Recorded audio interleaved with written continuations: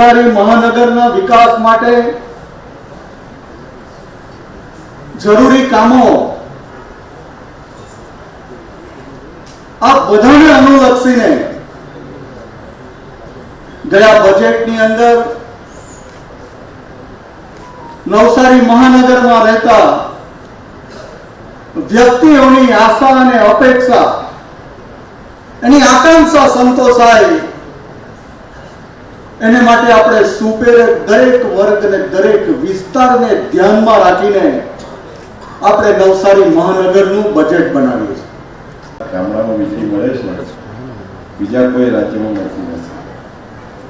તેવી જ રીતે જોયું કે ગુજરાતનો વિકાસ કરવો હોય તો ઉદ્યોગોનો વિકાસ થવો જોઈએ. ઉદ્યોગોનો વિકાસ થાય તો રોજગારી મળે અને આવક મળે.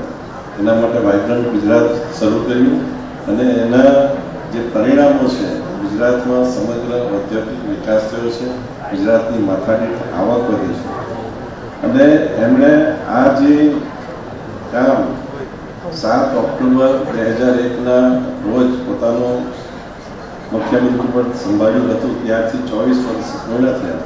આપણી સરકાર આ એક વીકને 7 ઓક્ટોબરથી 15 ઓક્ટોબર સુધીના વીકને વિકાસ સપ્તાહ તરીકે, પાણીની યોજના, સિંચાઈની યોજના, આવા અનેક કામો જુદી રીતે થવા લાગ્યા અને એના લીધે ગુજરાતનો સંપૂર્ણ વિકાસ થયો અને ગુજરાત આખા દેશનું એમ કહીએ તો ગ્રોથ એન્જિન બન્યું.